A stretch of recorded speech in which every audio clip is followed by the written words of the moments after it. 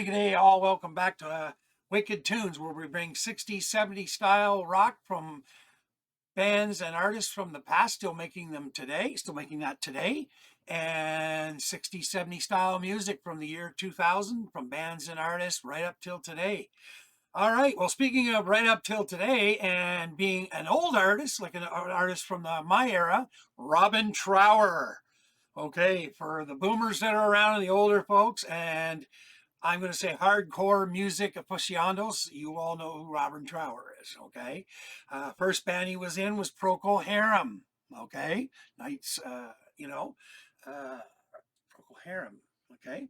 Not Knights in White Satin. The other one, the other big one is like that. Anyways, Robin Trower, but what I like about Robin Trower is when he went into his power trio band, which we were talking about in a few other videos, which is the Robin Trower Band.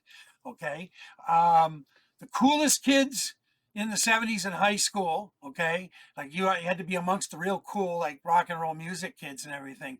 The coolest ones all knew about Robin Trower, including myself, because it was like, whoa, can this guy ever make a guitar just sing?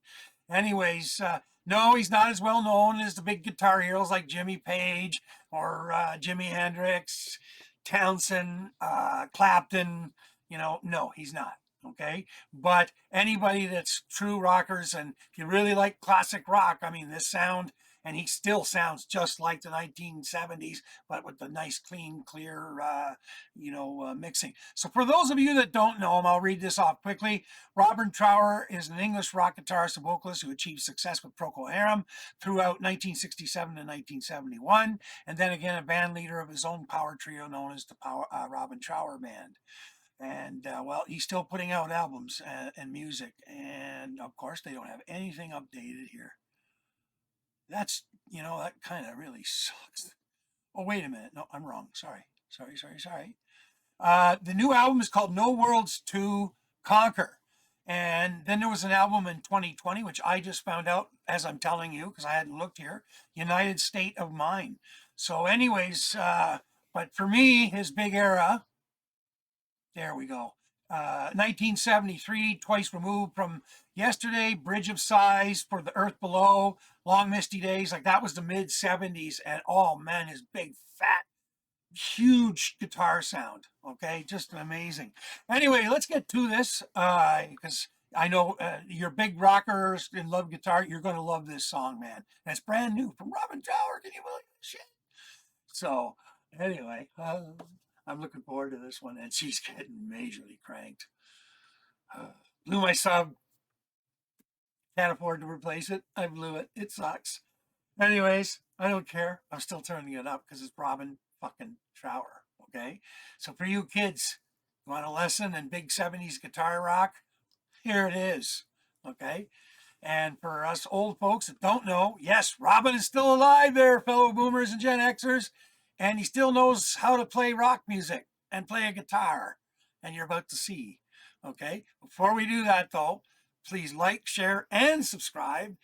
And hit that bell for notifications, and you'll be all set up there, and it helps the algorithm for the channel, and the bell helps you making sure you don't miss any of my videos. Okay, and we're trying to build a studio here for the Lad from the Woods thing for Wicked Tunes, and the other things I got going on. This is just not a good setup.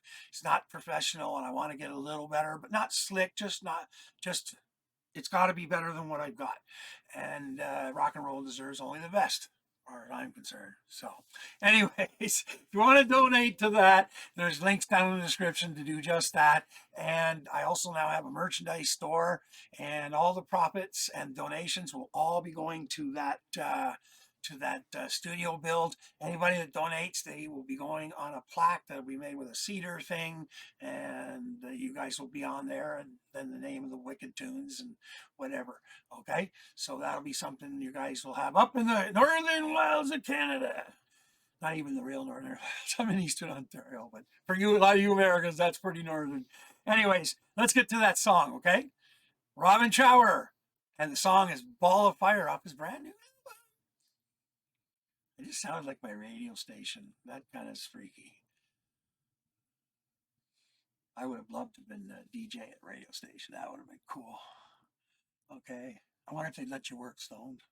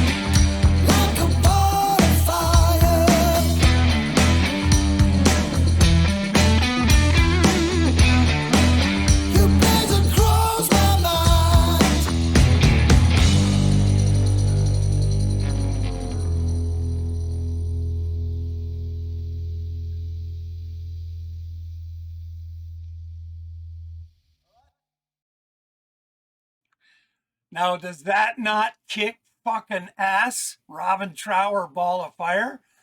Pure 1970s glory there, folks. Believe me, I can feel it. Like oh, would I love to be on the drum kit playing that along with that one. Oh, and that big guitar just like around you. Anyways, Robin Trower Band. It does not get better than this. Um, Again, this is like that thing. Like he wasn't a guy that he was in a Billboard 200 or any of that bullshit. In newspapers or whatever, or even during the era when rock stars were getting in newspapers for throwing televisions and driving cars in the pool. Anyways, um, he's been under the radar for probably the most generation. But anybody that's into hardcore music listening, you can't go through life without listening to Robin Trower. I just don't get that. That does not function in my head. Okay. Anyways, no, to each his own, right? But I mean, we're talking Robin fucking Trower. All right. He's a guitar god. Okay. He's right up there with Clapton, Page, Hendrix. You know, like, come on, man. Blackmore, Morse, the new, the Deep Purple's current guitar. Robin Trower's right in there. Joe Satriani, Eddie Van Halen when he was alive. I'll bet Eddie, I'd have to look it up, but I'll bet Eddie probably claimed some of his sound, or at least influenced, would be Robin Trower. I wouldn't doubt it for a minute, the guitar sound and everything. So, what a loss, eh? Losing Eddie. Like, that was way too fucking soon. Bullshit. I grew up with, I was in high school. I was just leaving high school because I couldn't take it anymore. And Van Halen just came like exploding out of the fucking radio one day, where there's like, we'd gone, it was like lunch period. So we got an hour for lunch in those days. And me and 3 other friends, we jumped in a car. So there's 4 of us. And we decided we had some hash. So we said, oh, fuck, we'll roll up some joints, right? So anyway, we went for lunch, smoked up our joints, drove back and spent the afternoon in class stoned. But Van Halen came out at that time, and it was, remember what song it was? It was Eruption and then Run with the Devil, or whatever it was. And yeah, Run with the Devil. And it came out of the fucking speakers in this car. Of course, back then, like, the guy had an Alpine system and Jensen triaxle, which was the big things for no subwoofer of any kind. But, the Jensen's, the big 4x8s or whatever, you could get a pretty fair amount of bass out of that without a sub, but subs are much funner. But anyways, when that came out, we were just the 4 of us were like, who the fuck is this? And I thought, oh, please don't do this where they're going to play 5 songs and we got to walk back into class. And no, they came out. This is the brand new band from Eddie Van Halen, Alex Van Halen, Michael Anthony, and David Lee Roth, blah, blah, blah, blah, blah. And of course, for the rock world at that time, New Wave was going on, disco, okay? And I like disco about as much as I like herpes, okay? That's George Carlin. I stole that from him. Or is it Hunter S. Thompson? No, it's Hunter S. Thompson. Oh, fuck. Somebody else remembers, man. It said, I'd prefer, no, I hate disco worse than herpes, or I'm paraphrasing, but it's just a short little thing. It's either Carlin or Hunter S. Thompson, 2 of my biggest heroes. So, and by the way, while I'm on about this, okay, this is the kind of music I absolutely like, my favorite kind of music in all the music world. Like, of course, my number one band, The Who, The Who, The Who, The Who, The Who. And then, of course, the Canadian band, the Guess Who, Burton Cummings, Steppenwolf, Deep Purple. Deep Purple's like my second band after The Who. It's why I'm deaf. And I still listen to Deep Purple this day because they're still releasing. And, well, you guys know some of the long timers since the beginning. We got more Deep Purple to do, by the way, guys. And I heard a rumor, working on new music, like I told you guys. Everybody was like, oh, no, the covers. But then they realized the covers are goddamn good, especially when you listen to it properly and without people, and you got to crank it up, not just on some little cell phone, for fuck's sakes. I mean, that's Deep Purple. That kind of music's not meant to be playing little phones or little earbuds. You got to get a great big surround sound system, big sub, and then crank that amp so the windows are doing this. That's how you play that kind of music. And that's when it sounds good. Okay? So, but you got to be a real committed rock and roller for that. Robin Trower fits in with that whole style. That's me. That's my music. Like I said, Steppenwolf, Deep Purple, The Who, Guess Who, Humble Pie. It just goes on and on. So, anyhow, see, Humble Pie is one I'll do under the pre-Y2K rarities, because I don't see anybody out there doing reactions to old Humble Pie. And I'd say today's generation, if they heard Steve Marriott, they'd probably be going, who in the fuck is this? And why haven't I heard this before? And I'll say, well, you should have, because you missed it. But one of the more famous guitarists that were in Humble Pie, of course, was Mr. Peter Frampton from Frampton Comes Alive from 1976, I think it was, when my dad walked in with that album under his arm. He says, we're going to sit down and listen to this. So he got down in his chair and he got his beer, and I'm laying on the couch there and kind of half up and everything. And he says, you want to throw that on the stereo? Yeah, and pick it up and put it on the platter. And my dad had a good little system, not a Bose 901 or anything, but it was a good loud system. Mom, I think, was still at work. And I think my cousin was probably passed out sleeping in the basement. He's the one that had the 901s, Bose 901s when we were kids. Wow. I don't know where my cousin Jeff would have been. Probably chasing some girl around somewhere. Anyways, we put it on, and of course the first, the crowd and do you, and once it finally hit, do you feel like we do? My dad and I were just like, holy fuck, this is good shit. And then a radio started playing it, songs off of it, and it just didn't end, and it never has really ended. I mean, I'm sure the radios are still playing songs off of that. I know I still play it as a regular thing. So, anyways, that's Humble Pie's one of their famous guitarists. All right, let's let her rip. We'll see you guys later. Thank you for coming. Let me know what you think of the new Trower.